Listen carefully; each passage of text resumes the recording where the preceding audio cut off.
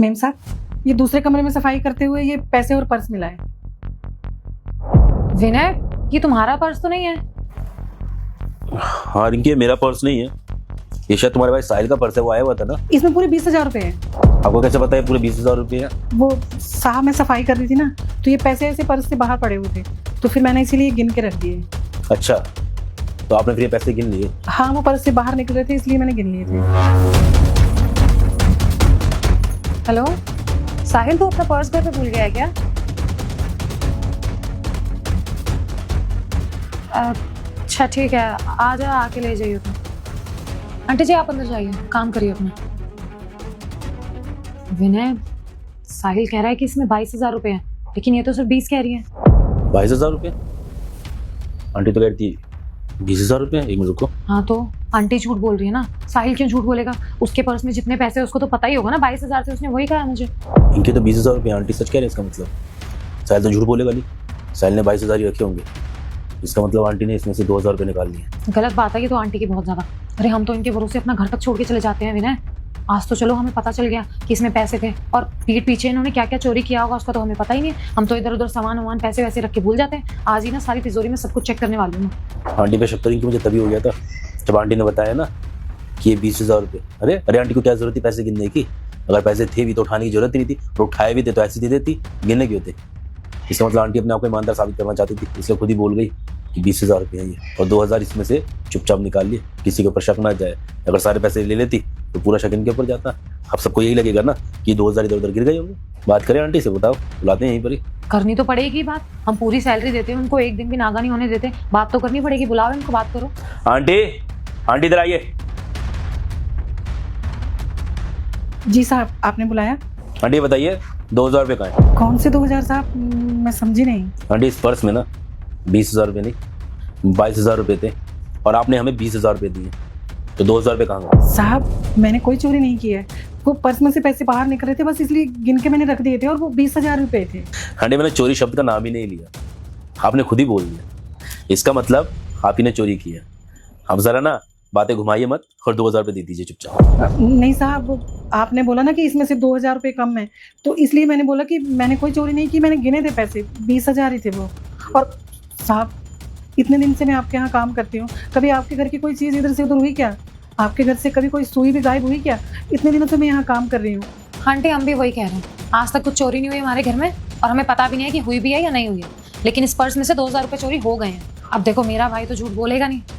Aunty आप हमारे ना भरोसे का नाजायज फायदा उठा रही हैं। आपको पता है आंखें बंद करके आपके ऊपर विश्वास करते हैं हम, इसीलिए ना हम अपना घर आपके ऊपर ऐसे ही छोड़कर चले जाते हैं, जबकि घर में बहुत कीमती सामान भी रखा हुआ है। इसलिए ना आपको जो कह रहा हूँ वो कीजिए, और 2,000 चुपचाप दे दीजिए। आज आपने ना ये साबित कर दिया कि काम वाले भरोसे के लायक नहीं होते हैं। बातें मत बनाइए, और बताइए 2,000 रुपये कहाँ गए। और एक बात बताइए, रिंकी का भाई साहिल झूठ क्यों बोलेगा? उसने 22,000 रुपये रखे होंगे, तभी तो उसने 22,000 रुपये बोला, तो 2,000 रुपये कहाँ जाएंगे? आपके अलावा तो किसी को पर्स मिला नहीं, क्या ये पैसे दिखे? साहब देखिए, आप मुझ पर झूठा इल्जाम मत लगाइए। देखिए आंटी, मैं आपके ऊपर कोई झूठा इल्जाम नहीं लगा, मैं बस आपको ये समझाने की कोशिश कर रहा हूँ कि अगर आप चाहती हैं यहीं पे नौकरी करना, बस पूरा तक समझिए और 2,000 रुपये वापस। सच बोल रही हूँ, कसम खाती हूँ, देखिए आंटी, अगर आपको पैसे की जरूरत है तो हमसे कह दीजिए, लेकिन आप सीधा चोरी करेंगे तो भी कह रही हैं, गलत बात है। फायदा नहीं है।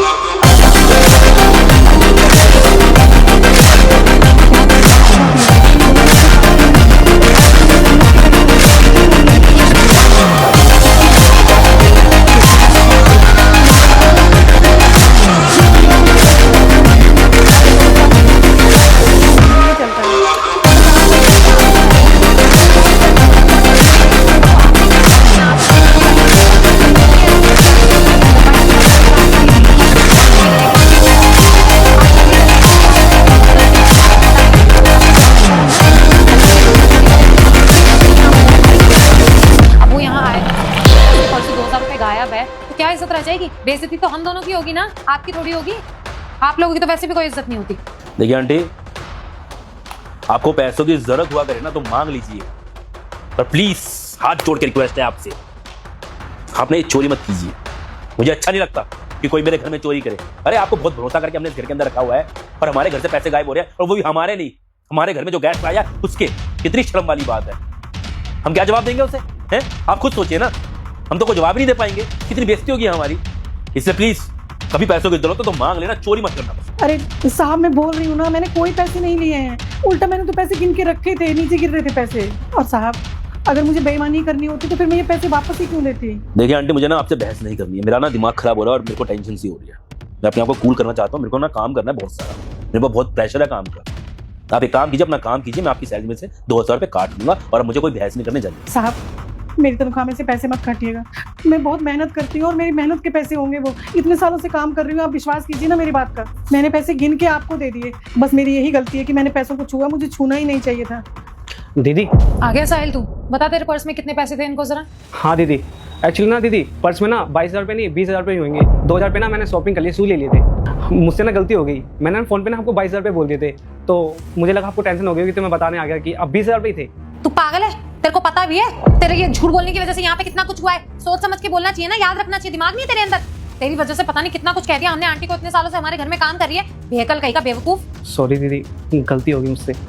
ये गलती है? अरे होश में रहा कर थोड़ा। पता नहीं कौन सी मदहोशी में घूम रहता है हमेशा। अरे जो तूने किया है ना, बहुत गलत किया है। कहीं का। सॉरी आंटी, माफ कर दीजिए, वो मेरे से गलती हो गई। वो मिसअंडरस्टैंडिंग थी ना, तो मुझे लगा कि वो गेस्ट आया था घर में। आपको तो पता ही है कि रिंकी का भाई है, यहाँ रहता तो है नहीं, मिलने के लिए आता है, तो वो थोड़ा सा इंसल्टिंग फील हो रहा था कि मुझे लगा कि शायद अगर उसे लगेगा कि हमारी काम वाली ने उसके पैसे चोरी कर लिए तो हमारी इंसल्ट होती, तो इसलिए मैंने आपको बोल दिया। आंटी सॉरी, प्लीज़ माफ़ कर दीजिए, मिसअंडरस्टैंडिंग थी। देखिए, आप दोनों माफ़ी मत मांगिए, आपको माफ़ी मांगने की ज़रूरत नहीं है। मैंने देख ही लिया, मैं देख रही हूँ कि कैसे क्या चीज़ हुई। आप लोगों की भी गलती नहीं है। बस एक ही बात का दुख हो रहा है कि मैं इतने सालों से आपके यहाँ काम करती हूँ, फिर भी आपने मेरा विश्वास नहीं किया। मैं बार बार बोल रही हूँ आपको कि मैंने कोई 2,000 रुपये नहीं लिए, मैंने खाली पैसे गिन के आपको दिए, पर आप सुन ही नहीं रहे। माना साहब, हम गरीब हैं, लेकिन गरीबों का भी ईमान होता है। आपको हमारी बात का विश्वास करना चाहिए था। पता नहीं लोगों को ऐसा क्यों लगता है कि अगर घर में चोरी हो या कुछ गलत काम हो तो ज़रूर वो किसी गरीब ने किया है, किसी काम वाले नहीं किया है। मेम साहब को पता है, आज तक महंगी से महंगी चीज़ मुझे घर में पड़ी हुई मिली है, मैंने ला के मेम साहब को दी है। लेकिन आज पैसों की बात आई तो आप लोगों ने मुझ पर ही शक किया। आपको लगा कि मैंने पैसे चुरा लिए, क्योंकि मैंने वो पैसे गिन के रख दिए थे इसलिए। और उनके एक बार बोलने से आपको लगा कि मैं झूठ बोल रही हूँ, मैंने पैसे निकाले हैं। आप दोनों एक बार भैया जी को घर पे तो आने देते, सामने उनसे बात करते, उनसे पूछते कि कितने पैसे थे, लेकिन आपने ऐसा कुछ नहीं किया। आप दोनों ने मेरे साथ बहुत गलत किया है, सीधा मुझ पे शक कर लिया आपने। इतने सालों से मैं आपके यहाँ काम कर रही हूँ, आपको अपने बच्चों जैसा मानती हूँ, आपके परिवार को अपना परिवार मानती हूँ, लेकिन सिर्फ 2,000 रुपयों के लिए आज आप दोनों ने मुझे चोर कह दिया, चोरी का इल्ज़ाम लगा दिया मुझ पर। क्यों? क्योंकि आपको लगा कि आपके भाई हैं तो वो सच बोल रहे हैं और मैं झूठ बोल रही हूँ।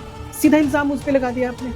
कम से कम एक बार उनसे पूछ तो लेते कि उसमें 20,000 रुपये थे या 22,000 रुपये थे, लेकिन नहीं, आपने सीधा मुझे गलत बोल दिया। आंटी आप समझ सकते हैं ना, प्लीज़ माफ़ कर दीजिए ना। नहीं साहब, आप क्यों माफ़ी मांगेंगे? आप तो बड़े लोग हो ना, आप तो बड़े लोगों को कुछ भी बोल सकते हो, और हम यहाँ पर नौकर हैं। आप लोगों की गंदगी साफ़ करते हैं, आपका दिया हुआ खाते हैं, तो आपका तो हक बनता है ना हमें बेइज्जत करने का। कोई बात नहीं साहब। नहीं साहब, एक काम कीजिए कि अपने लिए कोई और नौकरानी देख लीजिए, मैं अब यहाँ काम नहीं कर सकती। अरे आंटी जी प्लीज आप ऐसा मत करिए। आप इतने टाइम से हमारे घर में, आपके ऊपर भरोसा है, हमको आज थोड़ी सी मिसअंडरस्टैंडिंग हो गई और हम मान रहे कि हमारी गलती है। दोबारा कभी आप पे कोई ब्लेम नहीं लगाएंगे। आप प्लीज हमें माफ कर दीजिए, लेकिन इतना बड़ा डिसीजन मत लीजिए प्लीज। घर को छोड़ के मत जाइए आंटी जी। आपको पता है ना, आपके बिना हमारा काम ही नहीं होगा। प्लीज आंटी ऐसा मत करिए। आंटी जी बोल तो रहे हैं आपको कि हम लोगों से गलती होगी, प्लीज़ माफ़ कर दीजिए, मिसअंडरस्टैंडिंग थी। प्लीज आंटी जी, ये हमारी पहली और आखिरी गलती समझ के माफ कर दीजिए। हम आज के बाद आपको कभी कुछ नहीं कहेंगे, कभी ब्लेम किसी चीज के लिए नहीं करेंगे। हमें आज अपनी गलती से ना सबक मिल गया है कि हमें आपके ऊपर शक नहीं करना चाहिए। सॉरी आंटी जी। और आप खुद सोचिए ना, अभी तक तो हमने कभी आप पे किया नहीं, वो तो आज इस बेवकूफ की वजह से हो गया। आंटी प्लीज माफ कर दीजिए। नहीं साहब, मैं ऐसे घर में काम नहीं कर सकती जहाँ के लोग मुझ पर विश्वास ही ना करते हो। आप अपने लिए कोई दूसरी काम वाली देख लीजिएगा, मैं यहाँ काम नहीं करूँगी अब। अरे आंटी जी, इतनी छोटी सी बात के लिए आप इतना बड़ा डिसीजन क्यों ले रही है? हमने कहा तो हमसे गलती हो गई है, माफ़ी भी मांग रहे हैं आपसे। प्लीज़ आंटी, आप ये काम छोड़ के जाने वाली बात मत कीजिए। नहीं प्लीज़ माफ़ करना साहब, मैम साहब। आंटी प्लीज आप ऐसे मत जाइए।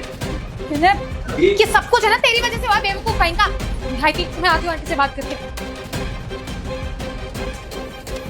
हाय गाइस, कैसी लगी आपको वीडियो? उम्मीद करता हूँ वीडियो अच्छी लगेगी। बाकी यही कहूँगा कि यार एकदम से किसी के ऊपर चोरी का इल्जाम नहीं लगाना चाहिए, क्योंकि ना बहुत आसान होता है किसी को चोर कहना, लेकिन सामने वाले के ऊपर क्या बीतती है जब उसके ऊपर चोरी का इल्जाम लगाता है आप नहीं समझ सकते हैं। बाकी ये कहूँगा कि विक्टर स्कॉटलैंड के परफ्यूम लॉन्च हो चुके हैं और काफ़ी लग्जरी परफ्यूम्स हैं ये, और इनकी फ्रेगनेंस भी एक से एक अच्छी है। आप देखेंगे कि पैकेजिंग भी बहुत औसम है, और जितनी अच्छी पैकेजिंग है उससे ज़्यादा अच्छी इसकी फ्रेगनेंस है। आप मेरे कहने पे एक बार ट्राई जरूर करना, आपको ऑनलाइन मिल जाएंगे। आप इनकी वेबसाइट से ले सकते हैं विक्टर स्कॉटलैंड की, या फिर फ्लिपकार्ट या अमेजोन से परचेज कर सकते हैं। बाकी अभी ये वीडियो हम दिल्ली में बैठ के बना रहे हैं, आपको उनसे शहर में बैठ के देख रहे हैं, जरूर बताना। मिलते हैं अगली वीडियो में। Bye bye, take care, love you all, bye.